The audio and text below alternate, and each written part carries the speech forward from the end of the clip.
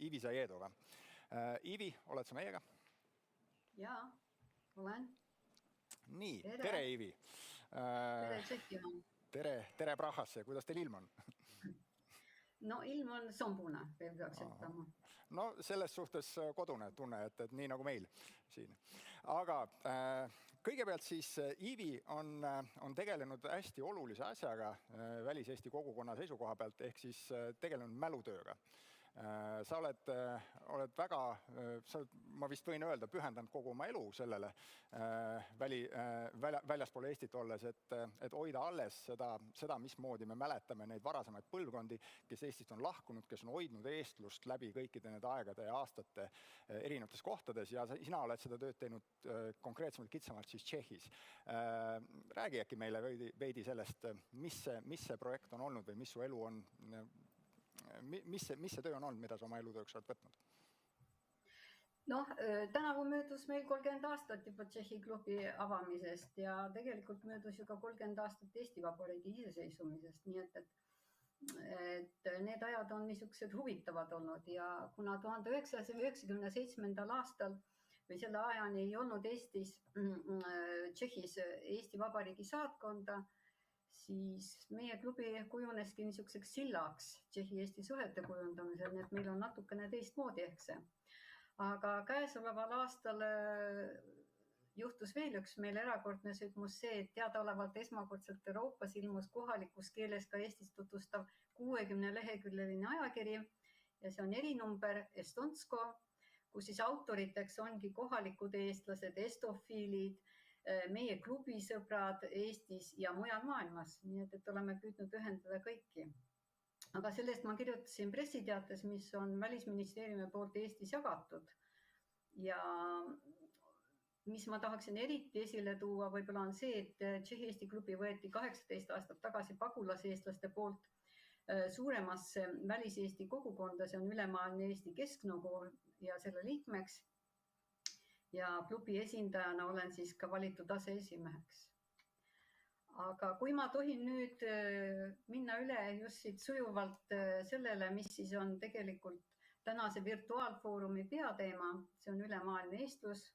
Lubate? Ja, muidugi, palun.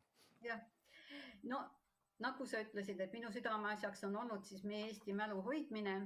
Ja siin ongi tegemist siis tegelikult väga tõsise asjaga seoses 1944. aasta sügise sündmustega, mil kümned tuhanded Eesti kodanikud olid sunnitud Nõukogude okupatsiooni eest põgenema. Ja maha jäi ju sama palju sõpru, tuttavaid, sugulasi ja põgenikelaagrites kasutasid kohe meie inimesed kõiki olemasolevaid vahendeid kaitsmaks oma elu, rahvuslikke veendumusi, töötades Eesti taastamise nimel, hoides niiviisi eestlust üleval oma südames ja meeltes. Ja selle tõttu siis just YKN-i esindajana tahaksin öelda, et 2018 aasta oli see, mil Ülemaailmne Kesknõukogu pöördus Eesti Vabariigi Riigikogu poole, toonitades vajadust kinnitada suurpõgenemise mälestuspäev riiklikuks tähtpäevaks. Ja Ülemaailmse Eesti Kesknõukogu suurpõgenemise toimkond alustaski Eestis igal septembrikuul Eesti pagulaste ajaloo ja panuse selgitamist mitmepäevaste üritustega.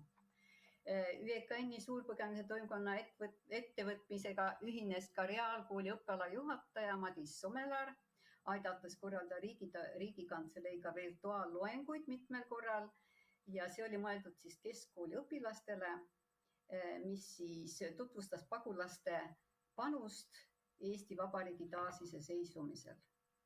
Muidugi ilmusid kohe ka Eesti meedias artiklid sellest sündmusest, mis teeb väga suurt rõõmu, aga nimetamata ei saa jätta ka siis mitmeid institutsioone nagu Okupatsioonide muuseum Vabam, Eesti Evangeelne Kirik, Eesti Lipuselts, Tallinna Ülikooli Akadeemiline Raamatukogu ja Eesti Memento Ühing, kes püstitas siis suurpõgenemise mälestusmärgi Puises ja koostöös YKN-iga siis valmistas ka teabetahvli. Ja tänu Mementole ja Vabadusvõitlejate Liidu ja teiste liitude toel on suurpõgenemise mälestuspäev saanud Eesti kaitselahingute mälestusürituste osaks, see on suur asi. Eesti Mäluinstitutsioon hakkas septembris korraldama Vabaduse väljakul 1944. septembrikuu sündmuste tundmaõppimist. Ja see on kahtlemata kõik suureks toeks Eesti põgenike ajaloo selgitamisel ja mul on selle üle väga hea meel, sellepärast et see aitab sisse võtta kindlat kohta meie ühisteadvuses.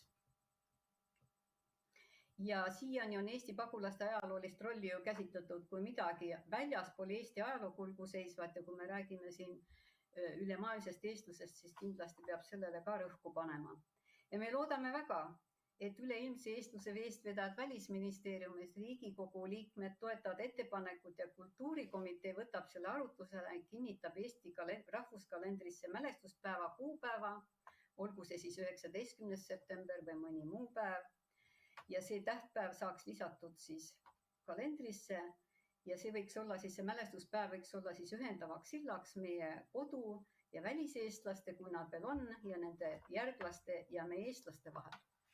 Et see oleks niisugune väike tutvus külas rohkem ametlik, sest nii ta ongi.